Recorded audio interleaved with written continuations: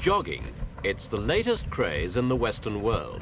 It looks like a sport, but it's a matter of survival. Jogging is non-competitive running to keep fit. In South Africa, thousands of white men have taken it up. The reason? 4 out of every 10 of them die of heart disease. That's the highest rate in the world. They recently overtaken Americans in the coronary stakes. White South Africa's lush lifestyle is the reason. The people are big eaters and fond of fatty meats like pork and lamb. Many are fond of drink too, and they tend not to get much exercise. Most manual work's done by the blacks. Too much of the wrong food and drink and not enough exercise is the recipe for a heart attack.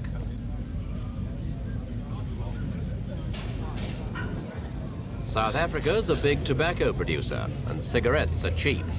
Smoking's the 3rd main ingredient for heart trouble. Can exercise, eating the right foods and avoiding alcohol and smoking eliminate heart disease? We asked heart transplant pioneer Professor Christian Barnard. No, it's not enough, because there are factors that will be operating about which you can do nothing. Like what? For example, hereditary factors, something that you've inherited from your forefathers. The fact that you are a male, which you can do nothing about. We know that the risk is much higher in males until the time of menopause in the female of getting heart attacks. There are maybe environmental factors that we don't even know about that you are exposed to, which you can do nothing about. So to answer your question, even knowing all these things, you cannot, even if you comply to all the rules and suggestions by a doctor, you cannot for certain say that I will not get a heart attack. It must depress you slightly as a heart specialist that people who, even knowing the risks, continue to take them, like a man who has cancer and continues to smoke. Well, you know, it's like the man, you know, the man in the war running towards the machine gun, and he feels, look, it's going to kill all my friends around me, but it's not going to get me. I think that's a sort of a very normal approach of human being, that it will never happen to me. It's like at one stage, one thought you would never get old until eventually you find that you're old. And that is the problem, that people are not serious enough about their own possibility of getting this disease. But I do believe that the tremendous amount of publicity that has been created by the increased incidence of heart attacks has made many people more conscious of the risk factors. And you find today, especially you drive home at night, you find there are 50 people jogging. A few years ago, you wouldn't have found one on the road. An alarming development is that South African blacks are taking up jogging, as heart disease is starting to hit them too. 10 years ago, less than 1% of blacks died of heart attacks. Now it's more than 12%. We asked Professor Barnard why. I think it's because they're taking a more, they are being more exposed, and they are taking up the Western form of life. White man's beer, white man's diet, white man's stress, white man's responsibilities, and these factors are now operating amongst them. There's also an increase in hypertension, high blood pressure among the black population in this country. The problem is that the Western way of life's become the Western way of death. Supermarkets like this sell processed convenience foods. They often contain too much carbohydrate, fat and starch, and not enough things like protein, fibers and vitamins.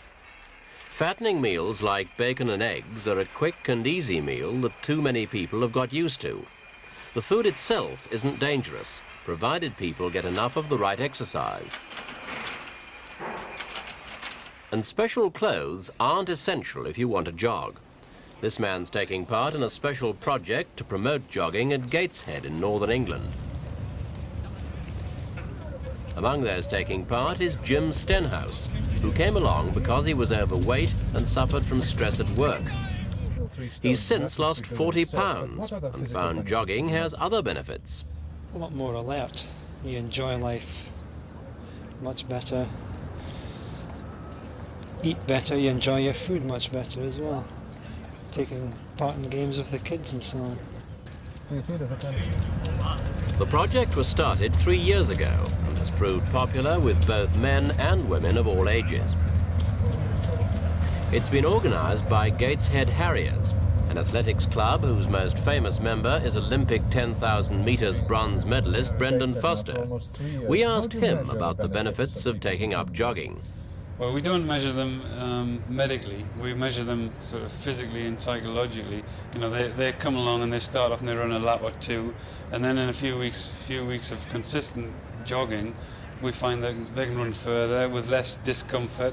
They start to enjoy it, and then they come and tell us how much they're enjoying it, and they become hooked on it. They come every day, and quite honestly, they just benefit from it. And all we do is see that they are supervised by a doctor. They see a doctor before they start, otherwise, you know, we can't take any responsibility. So everyone who's going to be involved in jogging must go and see their own doctor to get the clearance, and then the benefits are there to be had by everyone. It's a very good and simple exercise for your heart.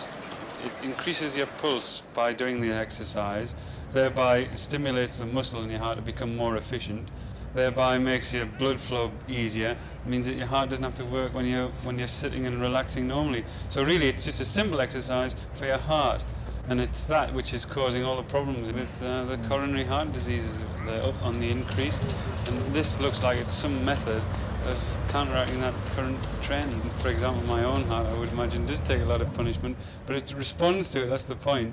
It responds to the punishment in those terms, but it responds to gentle stimulation, which is what jogging is. It's nothing to do with the real running that athletes do. It's more to do with just simple exercise. So you go along with the idea that jogging prolongs active life with you? Jogging prolongs active life. That's a good slogan. And the message has been understood. These joggers get up at dawn every day to run in London's Regent's Park. We find that a lot of people are getting up at this time. One of them explained why he thought it was necessary. Well, because I'm a businessman. If I don't, I'll weigh about 250 pounds. I've got to do it every day. I eat a lot, drink a lot, and I sit behind a desk a lot. And you find you burn it off simply by running? Yeah, only just there. What kind of benefits do you notice from it? I definitely feel healthier. Or putting it negatively, if I don't run, I definitely feel worse than I do. You think you might be risking a heart attack if you'd led your previous way of life if you weren't running now? Well, I'm not a medical expert, but I certainly wouldn't have felt as good as I am.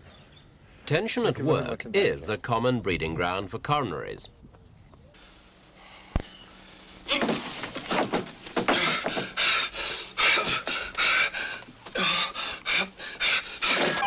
This is America, until recently the worst place in the world for heart attacks. A government health drive has cut the coronary rate. Now there's a drive against high blood pressure, a cause of many heart attacks, using TV adverts.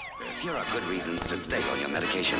Do it for her, do it for him, do it for your loving wife. If you won't do it for yourself, do it for the loved ones in your life. Stay on your daily medication if you have high blood pressure. If not for yourself, for them.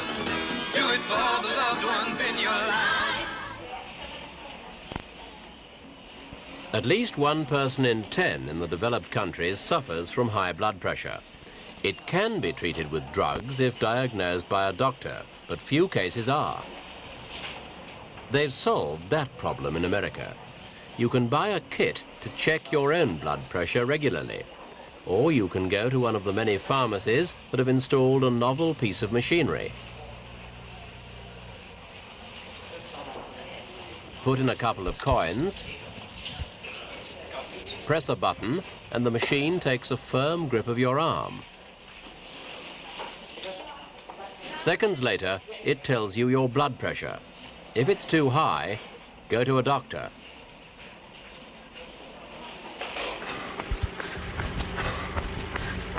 Not all of us are likely to suffer high blood pressure, or even worse, a heart attack.